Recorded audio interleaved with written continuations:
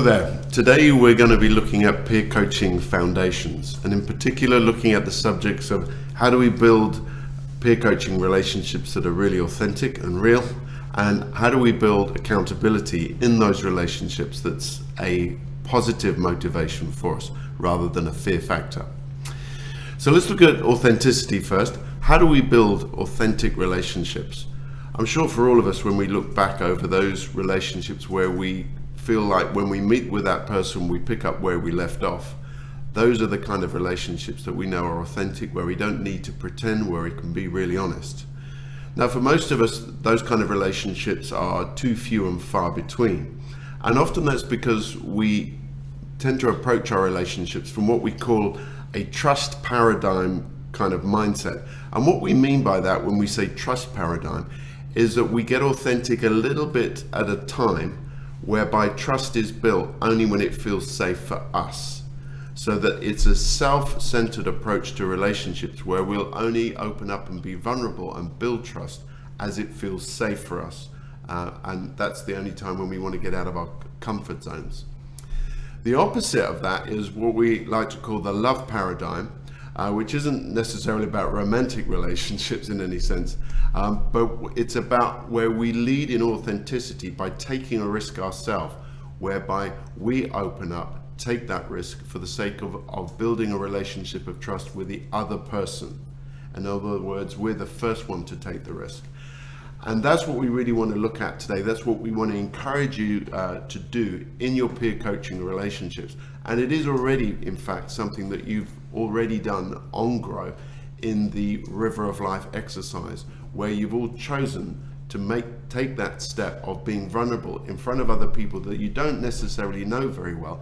And I'm sure by now you're all experiencing the fruit of what that feels like in terms of deep relationships where you can work together, where you feel safe and you can take risks, but you know that people are for you. We want to encourage you to continue to do that in your peer coaching relationships with the people that are in your tribes. And that's what we're going to look at a little bit more today. So you've already been engaged in telling part of your story.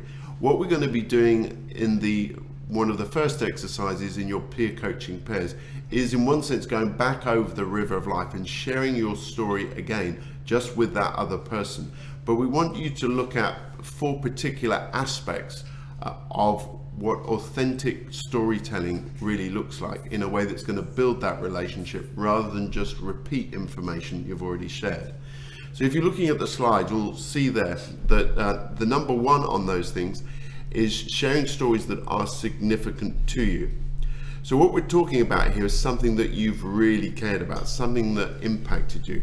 It's not just something trivial that was fun, that's just a story that you tell that makes you laugh. It's something that was of real meaning and significance in your history, that's really affected your values and where you go.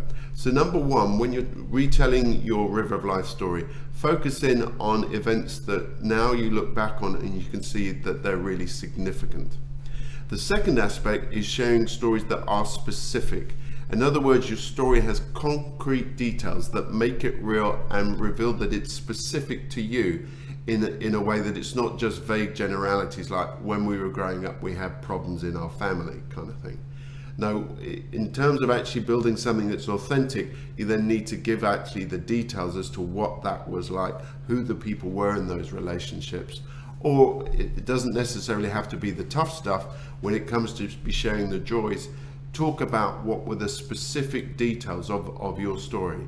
Rather than just saying, I had a happy childhood, talk about examples of things whereby you describe the actual occasion itself, who was there and what were the emotions and why that was a joyful experience or why that was a painful experience and how it shaped you. So the second one is specific. The third one, as it says there on the slide, there is human. What we mean by that is that you're not looking to try and tell your story as if you've got it all together. Authentic stories make us vulnerable and include our failures and struggles as well as our victories. So that's why we have both the high and the lows, because we all know that in reality we've got frailties, we've got weaknesses, And in our peer coaching relationships, we want to be able to talk about those without any sense of shame or guilt, but actually we're being real in the context where we're actually honored and respected for the person that we are. So make sure that the stories are human. And lastly, what's written there is not needy. What we mean by that is that when we share stories, it's not just to try and get the other person to feel sorry for us or like a pity party. The story's being shared to deepen the relationship, not necessarily to garner sympathy or to get somebody to feel sorry for us. That's not what it's about. It's actually about, well, this is the reality of who I am, but it's not in order to draw attention to ourselves. So those are 4 aspects that we want you to bear in mind as you now, in your peer coaching relationships, maybe take 10-15 minutes for each person to go back over your River of Life story and to retell it in the context of just your peer relationship, but thinking through significant, specific, human and not needy aspects of your story that you know is going to build a strong link. Once you've shared your story, then time for the other person to share that. And let's take about 20 minutes, 30 minutes or so within your session to do that. Okay.